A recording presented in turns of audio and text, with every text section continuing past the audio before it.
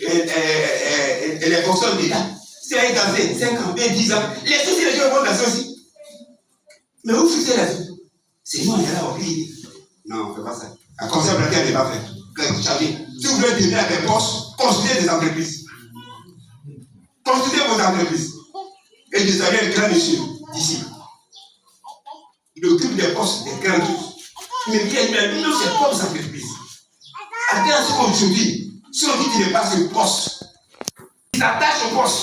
Ah non, pourquoi m'en aller ça? Pourquoi on doit la justice, les gars, tel monsieur. Les gars, quand elle va faire, il fallait qu'il y ait une entreprise, si c'est une entreprise qui reste comme tu dis à vie. Mais une entreprise d'obédience publique, tu dois passer, tu dois monter tes talents. Et si au talent, quelqu'un veut montrer ses talents, puis ainsi de suite. C'est dans ce qu'on appelle la continuité administrative. La continuité, les obéisses. Bien aimé. Si ta femme t'a quitté, il faut te poser d'abord pourquoi elle est partie. Elle n'est pas partie parce qu'elle a envie de partir. C'est parce qu'il fait chaud. Notre compatriote ici, en Côte d'Ivoire, il a dit ce qu'il voit, poisson sorti dans l'eau, c'est qu'en bas de l'eau là c'est chaud. Il a traité ça en 90, Serge Kassi. Donc si ta femme est partie, c'est qu'en bas c'est chaud. C'est que l'appareil, l'avion qui devait prendre déjà. Le fait que tu parles mal à ton mari, tu blesses ton mari. Le fait que tu parles mal à ta femme, tu blesses ta femme. Il faut corriger ça. Si tu sors ici, il faut lui demander pardon. Quand tu blesses quelqu'un, il faut lui demander pardon. Ce que Dieu te demande, Dieu le demande, c'est qu'il demande pardon à tous ceux qui l'auront blessé. Qu'est-ce que ça veut dire? Il y a des petites blessures, il y a des blessures qui sont grandes qu'on appelle les blessures béantes. Il faut lui demander pardon. C'est un homme de Dieu qui a offusqué ton petit, il faut lui demander pardon. Tu es un grand prophète. Prophète international mondialement connu. La chambre qui devait nommer et responsable de la chambre, qu'il a laissé, tu as pris une autre petite chambre parce que vos relations sont très collées.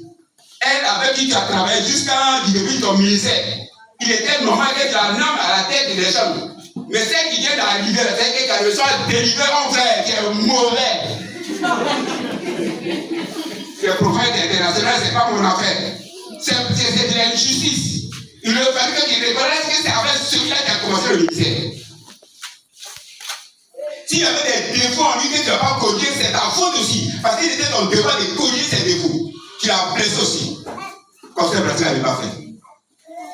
Tu es pasteur. On t'a pas amusé, on t'a pas amusé à un PA. Tu dis pourquoi on ne va pas mettre dans le point B, c'est là-bas il fallait. C'est toi qui décides maintenant. Sois délivré au nom de Jésus. Le responsable dit pas en mission P. Toi qui es en mission A, tu veux, c'est là-bas que c'est juteux. P, c'est pas juteux, ça vient de commencer, tu ne vas pas souffrir. C'est pas bon. En faisant ça, tu blesses le responsable qui t'a dit, il faut aller là. À une chose. Réfléchis, est-ce que je ne blesse pas mon frère? Est-ce qu'il m'a fait quand je m'ai fait ça? Je n'ai pas blessé mon frère, ni ma soeur, ni mon patron, ni mon frère.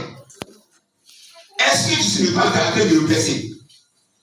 Bien aimé, à quelque façon, que son a blessé des gens. Dans les entreprises, patron des autres, on ne fait pas. Parce que c'est notre père, notre frère, notre cousin qui est ministre. S'il fait ça, on va aller là-bas mentir sur lui et puis on va le dégommer. Et puis on a dégommé des gens comme ça dans les postes administratifs publics ou privés. Conseil pratique, tu as blessé. On l'a levé, mais cette plaie qui a créée, elle ne va jamais finir dans sa vie. Et Dieu va te donner les comptes. Réponds-toi dès à présent, toi qui m'écoutes. Toi qui as fait qu'on a levé quelqu'un dans son foyer, qui a blessé, il faut te repentir sur Dieu va te condamner. Toi qui as tué quelqu'un avec quelque façon, que ce soit avec un physique, que ce soit enlevé quelqu'un dans son poste, ou bien ça dit son nom, on va le mettre en prison, il est en prison à cause de moisson qu'il a fait sur lui. Dieu te tient rigueur, et Dieu va te condamner à vie. Tu l'as condamné, il va faire 20 ans, 30 ans, il va passer sa vie, mais Dieu va te condamner à vie. C'est à ça que tu as droit. Ce matin, conseil pratique. Répands-toi. Prends les dispositions juridiques qu'il faut pour libérer le monsieur, pour libérer la dame.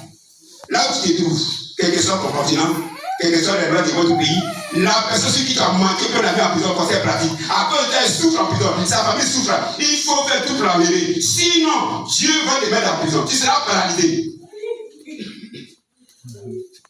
Si tu as tué quelqu'un qui n'est pas répandu, tu seras paralysé. C'est pas bon. La sanction de Dieu est plus grave. Que Dieu lui bénisse. Parce que c'est pas toi qui as un petit déjeuner dans ta famille, là, où les enfants pleurent. Tu l'as mis en prison.